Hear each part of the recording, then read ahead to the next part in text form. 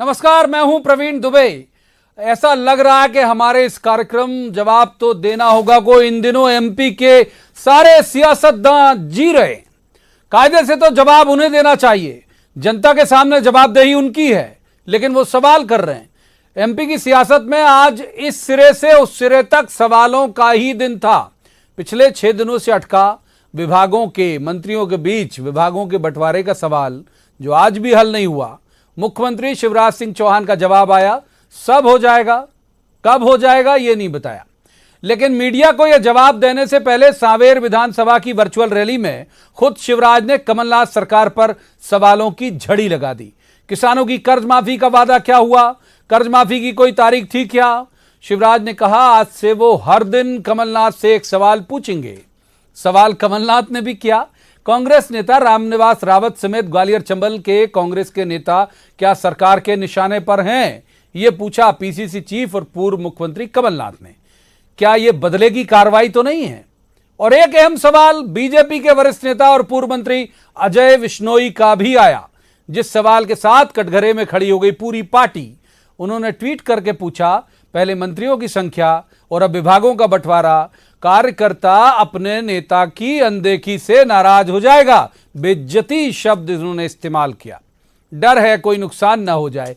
विश्नोई जी को डर और अंदेशा जो है वो क्यों आया, उस पर बात करेंगे कि विश्नोई का अंदेशा भी असल में पार्टी की दरियादिली और सिंधिया की बढ़ती दखल पर एक सवाल की शक्ल में था। तो हर तरफ से जब उठ रहे हैं सवाल, तो जाहिर सी बात है, जब हम रोज कहते हैं तो आज भी कहेंगे कि जवाब तो देना होगा। लेकिन पहले आपको दिखाते हैं एक रिपोर्ट, देखिए।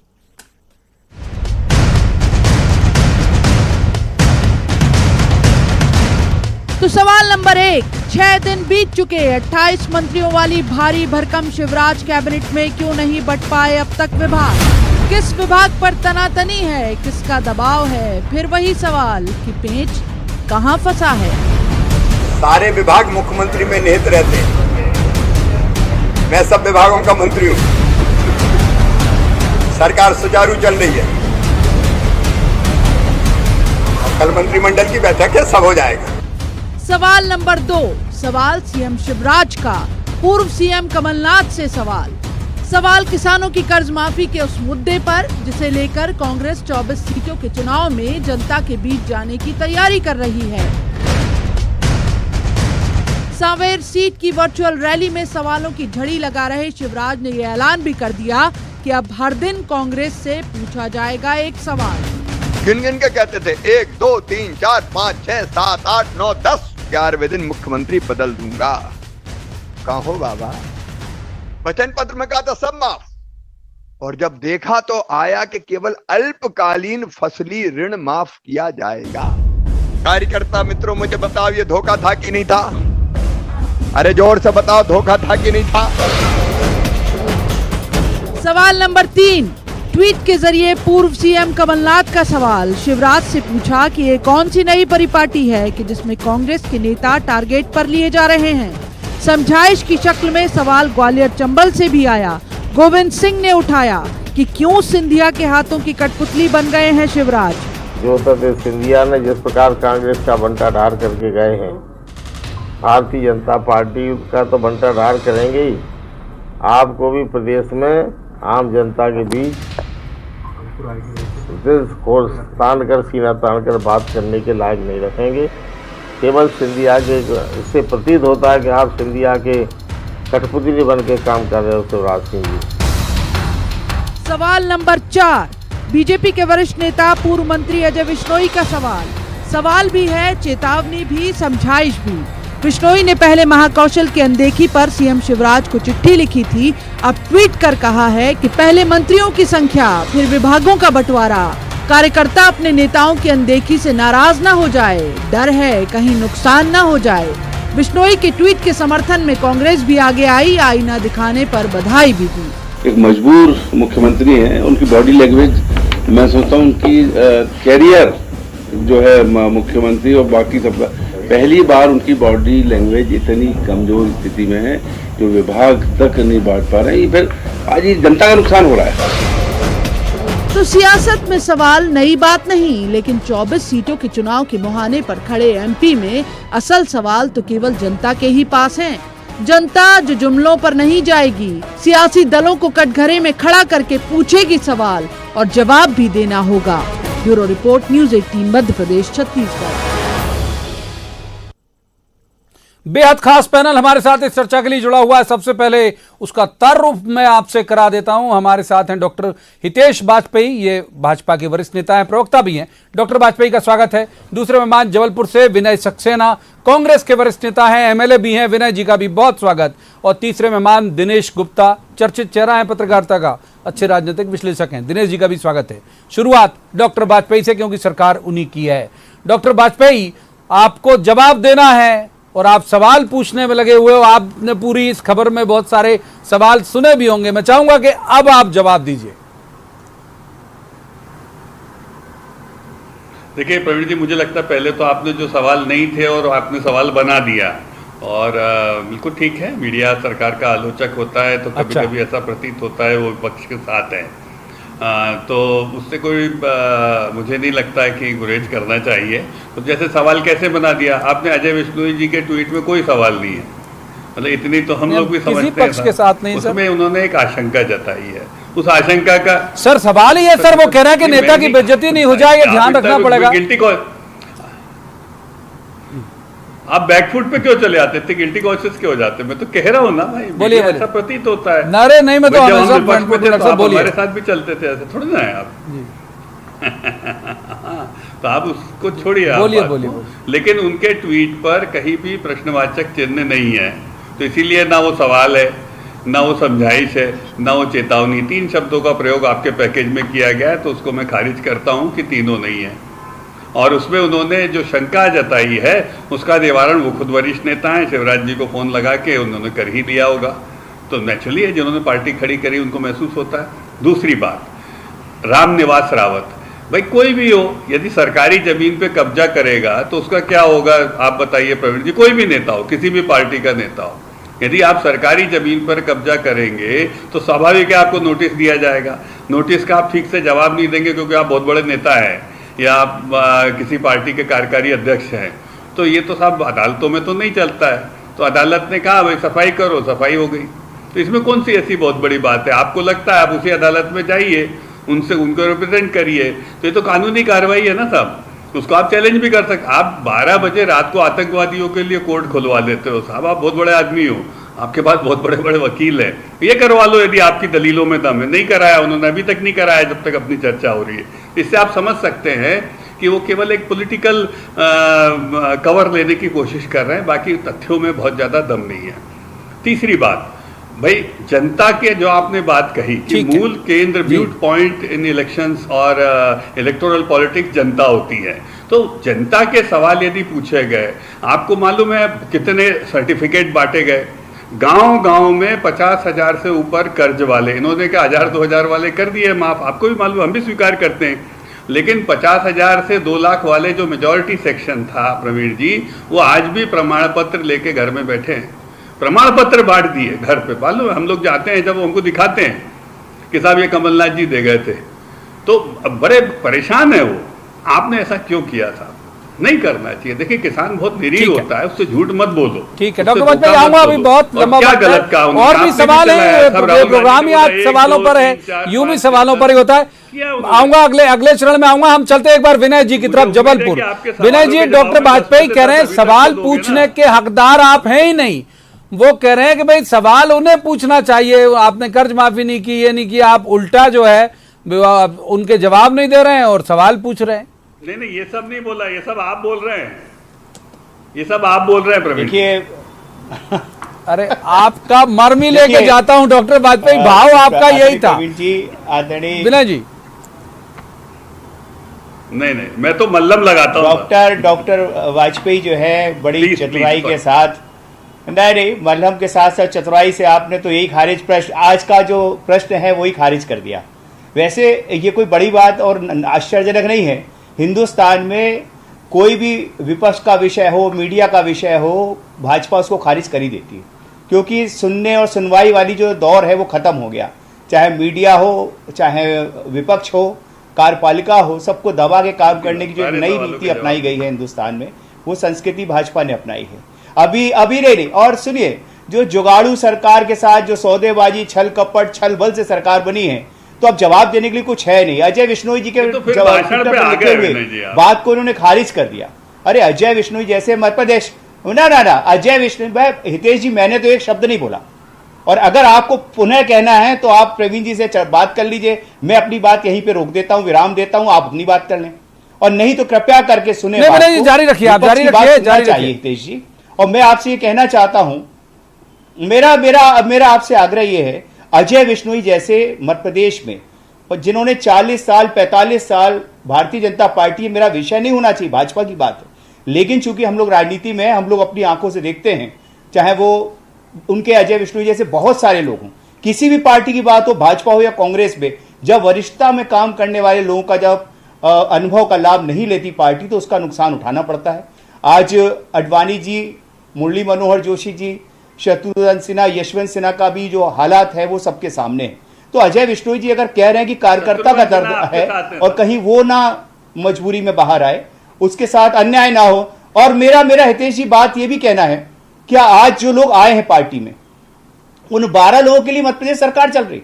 एक बड़ी महत्वपूर्ण बात आपसे पूछना चाहता हूं। पूरे मध्य प्रदेश की जनता कहती है कि पूरी की पूरी मध्य प्रदेश की सरकार, जैसे शिवराज सिंह जी कह रहे हैं मेरे में पूरे विभाग ने हित है, तो क्या इस कोरोना के कहर में, इस काल में, क्या सरकार सिर्फ इस बात के लिए बनी है कि वो 12 मंत्रियों के लिए और सरकार बचाने के लिए काम करे? आप बताइए, दिल्ली में बैठे रहते हैं माननीय शिवराज सिंह जी, इस मध्य प्रदेश की जिम्मेदारी किसके पास है? मंत्री आपके हैं नहीं, पूरे विभाग बटे नहीं है, और आदरणीय उमा भारती जी अगर कह रही कि मलाईदार मंत्री मांग रहे हैं, तो मेरा अरे गाड़ी से उतारा है या बिक गए हैं, ये तो आपको भी पता है। ऐसी थोड़ी प्लेन और चार्टर प्लेन मध्य प्रदेश से चले गए बेंगलोर। मेरे को विषय से देखिए, अगर किसी आदमी को पार्टी के साथ धोखा ही देना है, आप ही के हितेश जी एक बयान को याद दिलाता हूं जो आपने पहले दिया था। उस बयान को याद करिए, किसके लिए आपने कहा था कि जिनका इतिहास है, जिन्होंने, सुनिए तो, सुन तो लीजिए, अरे जिसने हिंदुस्तान के साथ धोखा किया, लोधी समाज के साथ, आपके शब्द हैं, आपके रिकॉर्डेड शब्द हैं, जिन्होंने रानी लक्ष्मीबाई के साथ धोखा किया। और सुनिए, सड़क पे आप मेरे से, मैं आपके प्रश्नों का जवाब देने नहीं बैठा हूं, प्रवीण जी के प्रश्नों का जवाब देने बैठा हूं। एक तो आप सुन लीजिए, सुनिए, आप अपनी बात को याद करिए। जो व्यक्ति आपको इतना बुरा लगता था कि राजमाता के परिवार के नहीं होते तो हम पार्षद का टिकट नहीं देंगे, शब्द आपके हैं। शिवराज सिंह जी ने क्या कहा था लक्ष्मीबाई के? मैं आपसे अपनी बात कर, सुनिए, घर से जिनको निकलना था निकल गए, जो आस्तीन के सांप थे, उन विचारों को आप अपने ठीक है, फिर आऊंगा फिर आपके पास। एक बार तीसरे मेहमान का रुख कर लेते हैं, ये अंताक्षरी जैसा हो जाएगा। आपके आरोप, डॉक्टर वाजपेयी का जवाब, डॉक्टर वाजपेयी के आरोप, आपका जवाब, तो तीसरे मेहमान आपने जनता का सम्मान दिनेश जी का रुख कर लेते हैं। एक बार दिनेश जी, एक अलग अलग जवाब प्रतिबद्धताएं हैं, तो जाहिर सी बात है कि वो निकल के नहीं आएगा जो निकलना चाहिए, जो डॉक्टर वाजपेयी के शब्दों में कि विपक्ष का काम करता है मीडिया। मैं केवल ये समझना चाहूंगा, गोविंद सिंह जी के बयान के ही आलोक में, वो कह रहे कि कठपुतली बना दिया सिंधिया जी ने, पहले कैबिनेट विस्तार पे ही बात कर लें। विनय जी की एक बात का सिरा जरूर लेके जाऊंगा कि यदि मान लीजिए एक मुख्यमंत्री में ही सारे मंत्रियों की ताकत निहित है सैद्धांतिक तौर पर, तो फिर व्यवहार में इतने मंत्रियों की जरूरत पड़ जाती है क्या? दिनेश जी, देखिए, व्यवहार में ही इतने मंत्रियों की जरूरत होती है। मुख्यमंत्री जी अपना जो है फेस सेविंग के लिए कुछ भी कह सकते हैं। डॉक्टर गोविंद सिंह जी आज जितनी सहानुभूति शिवराज सिंह जी के साथ है, उतनी सहानुभूति पहले कभी कांग्रेस के किसी व्यक्ति की नहीं रही। लगातार आपने देखा होगा कि वो शिवराज सिंह जी ही टारगेट पर रहा करते थे। लेकिन सिंधिया जी के जाने के बाद जो स्थिति भारतीय जनता पार्टी में हम देख रहे हैं, तो कांग्रेस के लिए तो निश्चित तौर पर ये मनोरंजन का एक मसाला है। और चूंकि चुनाव बहुत करीब है, तो भारतीय जनता पार्टी जो है कैबिनेट पर कम और सिंधिया के जो व्यवहार है उसको वो इसके जरिए फोकस करना चाहती है। देखिए प्रवीण जी, नाई कितने बार सामने आ जाएगा, क्योंकि ये जो विषय है, तो सरकार जो है, सरकार बचाने का विषय भी है। जो चुनाव है 24 जगह के, और कांग्रेस पार्टी भी जो है, कोई ऐसा नहीं है कि वो अपनी ताकत नहीं लगा रही है, उसकी प्राथमिकता भी है कि किसी भी तरह सरकार वापस आ जाए। यदि ये मंत्री इफेक्टिव होंगे, जिन लोगों को मंत्रिमंडल में बनाया होगा, तो कांग्रेस के लिए चिंता का विषय है।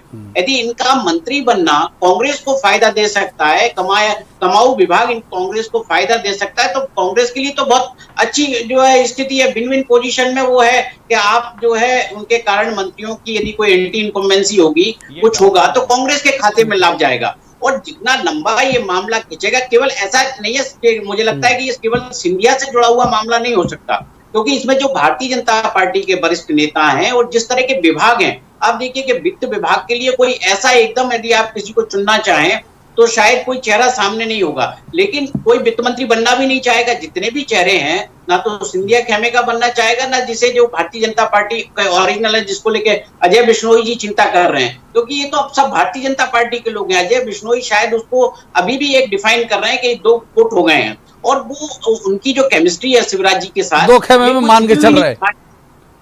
हाँ, भारतीय जनता पार्टी की राजनीति में कोई छुपी हुई नहीं है कि अजय बिश्नोई किन कारणों से बहुत सालों तक हाशिए पर रहे, क्या रहे और अब क्या पीड़ा है उनकी। वो भारतीय जनता पार्टी में एक अलग चैप्टर है जो उन असंतुष्ट विधायकों का है, जो अभी सामने नहीं है। अभी तो जो सामने है वो मंत्रियों के विभागों को लेकर है, जिससे पूरा गतिरोध बना हुआ है, और ये जितनी जल्दी खत्म हो जाए उतना शिवराज जी के लिए अच्छा है, क्योंकि वो जिस तरह की बैलेंसिंग पॉलिटिक्स किया करते थे प्रवीण जी, वो इस पूरे घटनाक्रम में कहीं दिखाई नहीं देगी कि वो शिवराज जी हैं जो 2005 में मुख्यमंत्री बने थे और लगातार 13 साल तक मुख्यमंत्री रहने के बाद सबको साध के चले, लेकिन अब सबको साधने के चक्कर में इतनी देरी हो रही है उनको कि लोग उन पर अब सवालिया निशान लगाने लगे, उनकी क्षमताओं पर निशान लगाने लगे।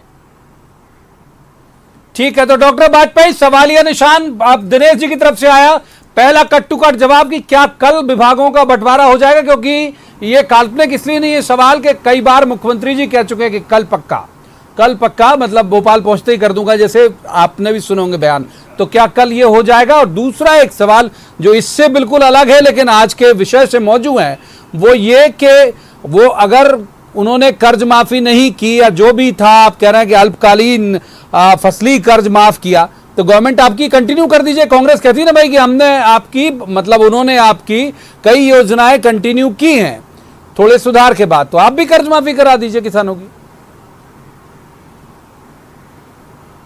देखिए प्रवीण जी, पहला जो आपने पूछा है उसका जवाब चूंकि मुख्यमंत्री जी स्वयं दे चुके हैं कि कल कैबिनेट है और उसके पहले सारी चिंताएं आपकी दूर हो जाएंगी, तो मुझे लगता है उस पर अब टिप्पणी करने की आवश्यकता नहीं है। उन्हीं का विशेषाधिकार है, वो खुद अपने श्रीमुख से कह ही चुके हैं, तो हमें उसको मानना चाहिए। दूसरी बात जो दिनेश जी ने सवाल उठाए हैं, मैं इस बात को पुनः बहुत स्पष्ट, देखिए मैं सवालों से बचता नहीं हूँ प्रवीण जी, और मैं राजनीतिक सवाल का राजनीतिक ही जवाब देना चाहता हूं कि 15 साल में और इन 15 महीनों के बाद बनी सरकार में स्वाभाविक है राजनीतिक परिस्थितियों में अंतर है। मैं तो कह रहा हूं इस बात को कि ज्योतिरादित्य सिंधिया जी 18 साल सन्निष्ठ रूप से कांग्रेस के साथ थे, उनके साथी थे, और ये लोग सीनियर लोग हैं जिसमें से आधा दर्जन से अधिक मंत्री थे, और ये लोग सब छोड़कर बाहर आए कांग्रेस से। वो हम कई बार डिस्कस कर चुके हैं कि क्यों आए, मैं उसमें नहीं जाना चाहता। और उनके आने के बाद बाहर फिर हमारा जो दल है वो बहुमत में आया और हमारी सरकार बनी जिसमें वो भी शामिल हुए, तो इसको नकारा नहीं जा सकता। फिर उसके बाद भाई ये टेन्योर चूंकि टेक्निकली उनका ही है और सरकार भी सिंधिया जी के इस मूवमेंट की वजह से ही हम बना पाए, तो स्वाभाविक है कि बहुत सारे कंसीडरेशन के पॉइंट हैं, इसमें नकारा थोड़ा ना जा सकता है भाई, इसमें क्या छुपने वाली बात है, और उनका अधिकार भी है। देखिए ये बड़ा जब मिले थे तभी तय कर लेते साहब, मतलब कि आप इतना बड़ा स्टेक लेकर बाहर आए। और अंतिम बात बस मैं और कहना चाहता हूं, देखिए बहुत सारे बयान पॉलिटिकल पोजीशनिंग के लिए भी होते हैं, ऐसा नहीं होता है कि उन पॉलिटिकल पोजीशनिंग के बयानों को, मीडिया का भी अपना स्वभाव है, अपना काम है, वो उस तरीके से उसको रखते हैं कि वो शायद हमको कोई संदेश देना चाहते हो ऐसा करके। पर ऐसा थोड़ा ना कि आप नहीं जानते हैं, जब दिनेश जी जानते हैं तो आप भी जानते हैं, पर कोई बात नहीं, इसमें भी ये सब तो भाई पॉलिटिकल इवेंट्स का हिस्सा है। लेकिन सबसे महत्वपूर्ण बात प्रवीण जी फिर समझिएगा इसमें क्या है कि बदले हुए राजनीतिक परिदृश्य में भी जिसमें हमारी राजनीतिक चुनौतियां बढ़ी हैं, शिवराज सिंह चौहान जी सबको साथ लेकर सफलता से चलने का प्रयास कर रहे हैं। आप समझिएगा इस बात को, पहले सेलिंग सफलता से चलने का प्रयास कर रहे हैं। हमारे ही विधायक हुआ करते हम विनय जी का रुख कर लेते हैं, डॉक्टर वाजपेयी विनय जी का रुख कर लेते हैं और इस छेपक के साथ में जाऊंगा जो डॉक्टर वाजपेयी बोल रहे हैं, बहुत साफगोई से उन्होंने बोला, एक अच्छी बात है, लेकिन ये अगर मैं शादी से तुलना करूं इस एमपी के पॉलिटिकल ड्रामे की, तो भाई सारी चीजें तय हो जाती सगाई के वक्त, ये विदा के वक्त तय होने जैसा हालात है। खैर विनय जी, वही सवाल आप तक डॉक्टर वाजपेयी ने उसका जवाब नहीं दिया, बड़े विद्वान नेता है वो, कि उसी कर्ज माफी को बीजेपी कंटिन्यू क्यों नहीं कर रही है। विनय जी देखिए, मैं आपसे एक बात कहना चाहता हूं, अभी जो इनकी सरकार जो बनाई है, इनके पास तो उद्देश्य ही था जिस दिन सरकार गिराई, सरकार बनाओ और अब मंत्री बनाओ। इसके अलावा मध्य प्रदेश के किसी जनता से जुड़े किसी समस्या के लिए भाजपा के पास समय नहीं बचा। इनको संभालो, उनको संभालो, एक शिवराज गुट, एक महाराज गुट और बाकी बचे नाराज गुट, जो आदरणीय शत्रुघ्न सिन्हा जी ने कहा। एक और बात जो ये कह रहे कर्ज माफी की, मैं पूछना चाहता हूं, 15 साल इनकी सरकार रही, इन्होंने कर्ज माफी की शुरुआत क्यों नहीं की? अगर बात नहीं सुनिए, बीच में बात मत करिए ना। आपसे मैं हितेश जी हाथ जोड़े कहना चाहता हूं, मैं आपकी बीच में बात नहीं करता हूं। और दूसरा मैं आपसे आग्रह करना चाहता हूं, 15 महीने में आदरणीय कमलनाथ जी ने जो कुछ किया, चाहे वो 600 रुपए की हो, 300 की राशि पेंशन की, और जो कर्ज माफी है उसमें उन्होंने साफ कहा था कि पहले महीने में 50,000 रुपए की राशि हमने माफ की। उसके बाद जब 1 लाख रुपए की राशि माफ करने की शुरुआत हुई और जो नया हमारा बाहर से बजट आ रहा था, तब उन्होंने कहा था 2 लाख रुपए की राशि की हम लोग। आप मेरे से मत बोलिए, सुनिए, देखिए एक बात सुनिए हितेश जी, आपने क्या कहा था कि ये ज्योतिरादित्य सिंधिया पार्षद लड़ने लायक नहीं है, तो क्या मैं उस विषय पे बात करूं?